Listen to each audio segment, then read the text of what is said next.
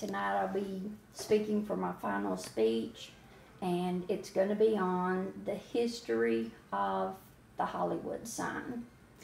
And the sideline that goes with that says, "This is a place where magic is possible, where dreams can come true." It talks about where the Hollywood sign is. It actually started out to be a outdoor sign campaign, or what we would call a billboard today, advertising a suburban housing development for a place called Hollywood Land. And that was going to be their big development for their suburban housing area, or a subdivision, as I said, because it's saying that then, instead of the show business or the film business that we know Hollywood to be famous for today, that then, back in the 20s and 30s, that their economic drivers were in the real estate business. Okay, now we're going to talk about where Hollywood got its name. Okay, there was a lady by the name of Dada Wilcox, who happened to be the wife of the town founder, Harvey Wilcox. In 1887, Mrs. Wilcox was on a train trip with a lady who was from Florida, and she referred to her summer home in Florida by the name of Hollywood. Well, Mrs. Wilcox just fell in love with that name, and when she returned home, she went to Mr. Harvey and said, "Okay, I really like this name, and this is what I think we should call our town." So we know the history from here. Now we know where Hollywood got its name. Okay, the year that the sign came into existence, and whether or not there were lights placed on the sign. Where there were several debates and discussions throughout the years as to what was the correct date that the sign came into existence. And again, as I said, whether or not there were lights involved when the sign was actually first erected. The date that when it actually came into being was in 1923. There was a lot of people were saying that it was 1924, but the first sighting, or the first anything that anyone could find in writing to say that it was in 1923 was a newspaper article in the Los Angeles Times discussing that the development of Hollywood Land was launched in March of 1923. It was also discussed. It also talked about the electric sign that advertised it, but there were still the skeptics that said there were no lights that were involved in the sign at all. However, we find this to not be true.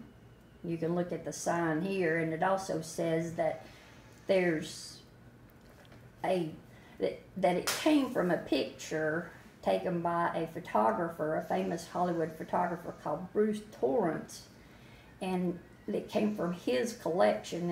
As you can see, it shows that as the sign's being erected, and you can see as it is standing there, that it is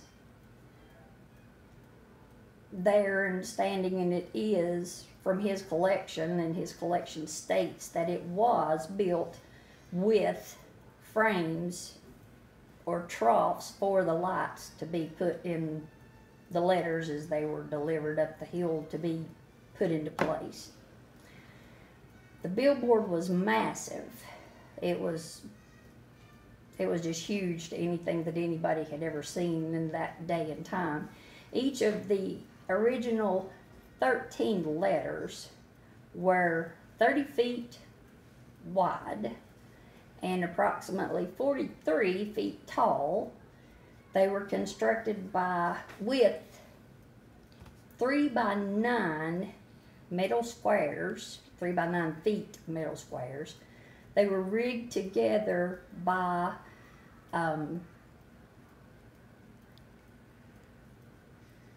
scaffolding material, pipes, wires, and telephone poles. And the sign itself featured 4,000 20-watt bulbs, and they were spaced 8 inches apart. And at night, for those who didn't believe that it was lit, at night the sign blinked. First it would say Holly, then it would say wood, then it would say land, and it was punctuated by a period at the end, and then it would all say Hollywood land all together. Okay, now I've always heard that there was a tragedy involved with the Hollywood sign, and that was concerning a young lady by the name of Peg Entwistle. She was a 25-year-old screen star from New York, and where she had gained so much success in New York, she wanted to move to Hollywood and be a film star. And she felt sure that since she had so much success in New York that it would be a wash for her to come right into Hollywood and do the same. So she packed her bags and moved to Hollywood to live with her uncle. And actually, his house was like in the shadows of the Hollywood land sign, so she was beside herself being able to live that close to the sign. She stayed there for quite some time, and she went and put in applications and resumes and all this, did interviews, and waited and never did get the phone call she was expecting. She didn't make the splash that she thought she was going to. And one evening, she was just so saddened by the fact that she had not received a phone call that she told her uncle she was going to go to the local drugstore and meet with some friends. However, that was a lie. She ended up climbing up the steep hill to the Hollywood sign, and there was a workman's ladder on the H of Hollywood land. She climbed the 50-foot ladder to the top of the H, and she jumped off, plunged to her death.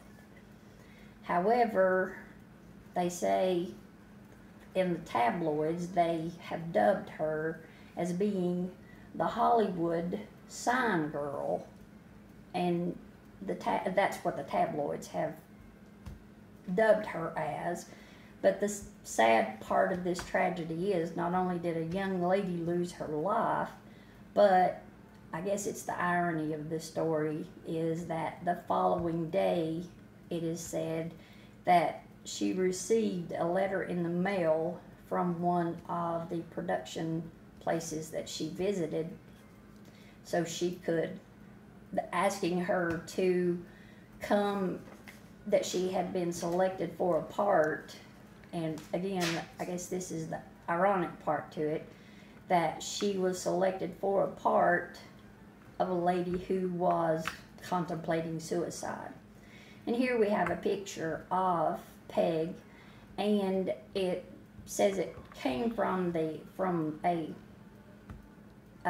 newspaper clipping that was published 2 days after her death.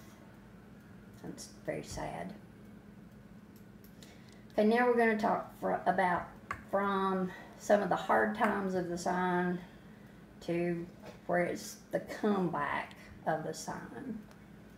Okay, during the 1960s, Hollywood suffered through some mass exodus of their residents. Everybody just wanted to pack up and leave because the residents in the San Fernando Valley and places like that, there were so many of the businesses that were leaving the area that the only film facility, the only film studio that was left in the area was Paramount.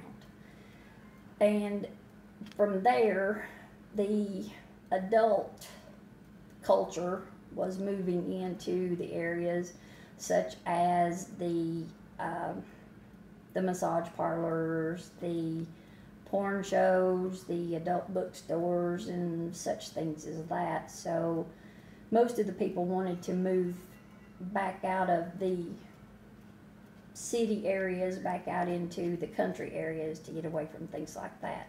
And also during this, your crime rate soared, and the town's storied boulevards were just ravaged by decay and the urban decay just marked most of the U.S. cities during this period, and no one was happy living in the big cities like this, so they all wanted to move away. So by the end of the turbulent 60s, it didn't take a weatherman to see the decay and the elements that the ruin that the elements had taken over on the Hollywood sign.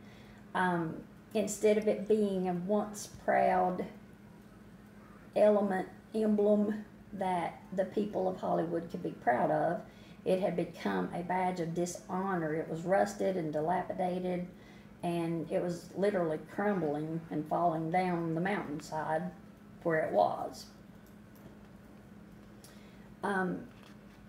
During the 70s, as Hollywood continued to decline, the whole top of the D fell off and tumbled down the hill. The entire O also toppled down the hill on Mount Lee, and an arsonist actually set fire to the second L. Then, as it says, adding insult to injury, of course, teenagers will be teenagers. Some of the sign's letters kind of took on different letters. So there was a point in time around 1973, instead of being Hollywood, it turned into Hollyweed, advocating lesser marijuana punishment.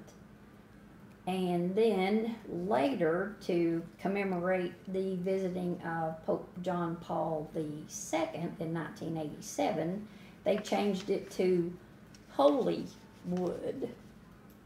And here are a couple of those pictures to show you a little bit about that. So it's just a little bit, and you can see the decay and where everything's falling apart over here on this side, and then of course over there you can see where they've changed it to say Hollyweed. Okay, in 1992, the California Attorney General granted some responsibilities and rights to some specific officials in the state of California to be able to take care of and have some responsibilities to make sure that the sign was taken care of and kept in better shape than it had been for the past several years. The city of Los Angeles itself ended up owning the land that the sign stands on. The Hollywood Chamber of Commerce, which owns the licensing rights for the sign's images, so they're going to get the proceeds and things from any sale of merchandise or whatever for the sign. Then you have the Hollywood Sign Trust Corporation or business or whatever. It was formed to maintain, repair, and provide capital improvements to the sign for the benefit of the public, the visitors, so forth, and actually to help preserve Hollywood's standing as a worldwide motion picture industry. And then, thanks to the Trust's efforts, the sign actually got its first new coat of paint, or a fresh coat of paint, in 1995, and it was actually given courtesy of Dutch Boy Paints. Okay, the new millennium and beyond for the Hollywood sign. On December 31st of 1999, everybody had problems then knowing what was going on and what would happen for the crash of the millennium coming in. On December 31st of 99, the sign was the site of the biggest West Coast Y2K celebration that there was, and said it was an amazing, dazzling display of lights and display that special effects there was to be seen. In 2003, the sign celebrated its 80th anniversary at a huge gala celebration hosted by movie music legend Esther Williams. In mid-2005, it went into another makeup session and received another new coat of sparkling white paint, this time by Bay Cow Painting and Construction. Then in 2010, 32 years later, the sign was rebuilt. Okay, Hugh Hefner has always been a big sign fan, and he, along with grants from Tiffany and Company and a foundation with Tiffany and Company Foundation and Aileen Getty, along with a lot of Hollywood fans and leaders, made a lot of donations to where they could take care of and fix up again the sign to make it back to where it should be. So, thanks to them, it was brought back up to its beauty its beauty and splendor as it should be. So now, in preparation for the 90th anniversary in 2013, the Hollywood Sign Trust again teamed up with a paint company, which this time it ended up being Sherwin-Williams, to give the sign another fresh coat of paint. And Sherwin-Williams donated a new eco-friendly, long-lasting paint, as well as 10 weeks labor to fix up, facelift the Hollywood sign for it to last another however many years. Okay, the Hollywood sign continues to inspire the movie makers and the fans around the world, and it's always been an icon that lots of people look at and look to find Hollywood, to find California even. But it's vital in keeping the town who it is and where it is, and it helped put it on the map. And it's, as it always has been, it's the center of the global entertainment industry and the movie making industry. So in conclusion, through the years, from its first splashy real estate billboard,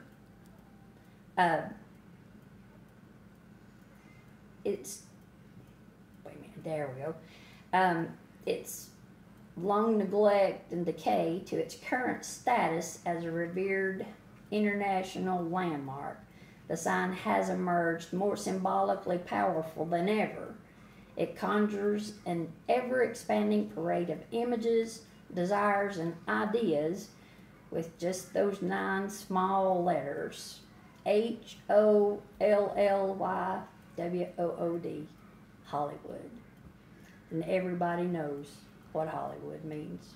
Dreams can come true, and all kinds of things. If you can dream it, it may be possible. Just go for it. Thank you very much.